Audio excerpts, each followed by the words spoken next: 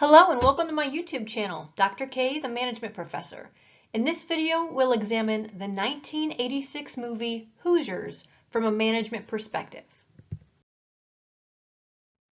In this video, we'll see how lessons learned translate from team dynamics from a sport to the workplace, and we'll also understand how the coach acts like a manager.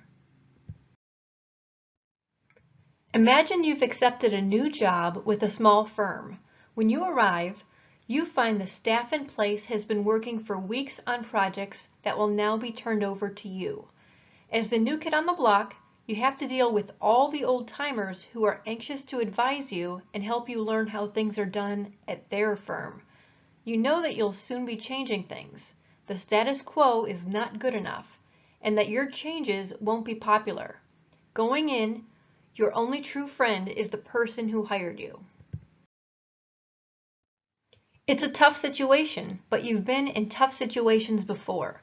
You have used your method successfully in previous assignments, including one with a Fortune 500 company. You know they are the best methods for your new assignment. You have a schedule to meet. You must minimize distractions and get the company in shape fast. How do you proceed? You might start by considering a few lessons from the classic sports movie Hoosiers.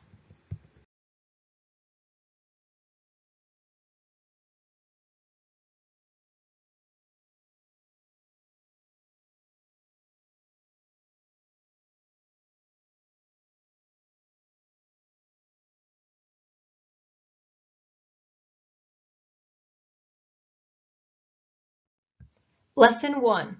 Establish your authority as a coach or manager. That means share your vision and what's important to you. Professionally demonstrate who is in charge when a player or subordinate challenges you. Always push for excellence, not fans. Lesson 2. Build the team you know will succeed. It's always easier to go with the flow, so stand strong. Ensure your support staff is in line with your goals, not their own goals.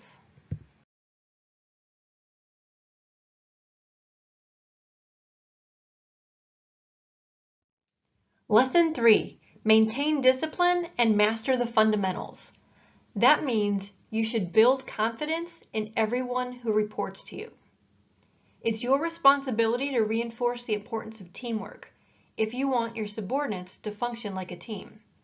An example of this in the movie was when Coach Dale kept 4 players on the court to make a point, breaking up anyone who thinks they are better than the fundamentals or your idea of how to run a team.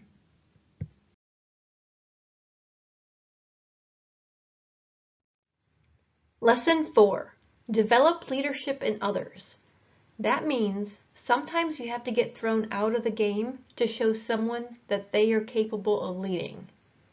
Your support staff won't want to fail, especially when they want to work for you. They'll step up when necessary. An example of this in the movie is when Shooter's son prompted him by asking a question about the other team so he could regain focus. Everyone will pitch in when the environment allows for it. Lesson 5. Don't write off people. Your team will always be as strong as your weakest player. That's why it's important to invest time in each of your players or your associates in business. For example, Ali proved himself at the foul line in regionals. Some people have tremendous ability, but they need guidance. An example of this is when Coach Dale gave Shooter a chance, based on conditions, because he saw his value.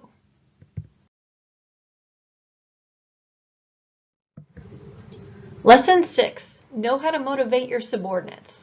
That means that you have to understand what motivates each player on the court or every associate that reports to you. Examples from the movie were when Coach Dale said, quote, "God wants you on the floor," to Strap, and when he said, quote, "I think you'll find this exact same measurement back at Hickory," when they were about to play in their last game.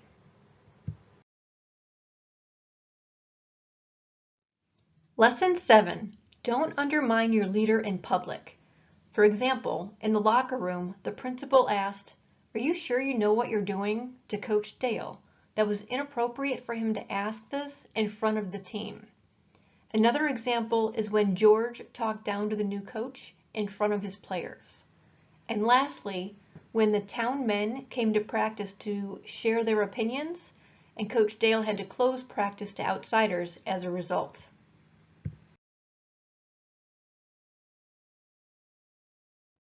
The last lesson is lesson 8.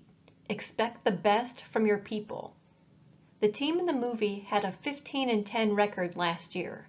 That doesn't mean it's good enough for you if you're a coach, or if your goal is excellence in fundamentals. As a manager, you run your army. You have the ability to make 5 players on the floor function as one single unit, a team. In the event that you're working on a case study, you'll want to be able to accurately identify the actors and actresses by character name. Coach Norman Dale was the new basketball coach. Shooter became an assistant coach and was Everett's father. Myra was responsible for looking after Jimmy and the daughter of a miller who helped her mom on a farm. Cletus was the principal who hired Coach Dale. George was the first assistant coach. Jimmy Chitwood was the player that everyone wanted to see play. Raid kept getting himself into trouble. Buddy liked chewing gum. Everett was Shooter's son. Strap was the son of a preacher and unapologetically prayed. Ollie was the shortest player on the team, and Merle was number 12. Here's some food for thought as you begin to manage teams. Team cohesiveness is a big deal. It's the extent to which team members feel attracted to the team and are motivated to remain part of it. It increases when members interact frequently, share common attitudes and goals, and enjoy working together. Cohesive teams quickly achieve higher levels of performance than they would have if they performed alone, and cohesive teams consistently perform better.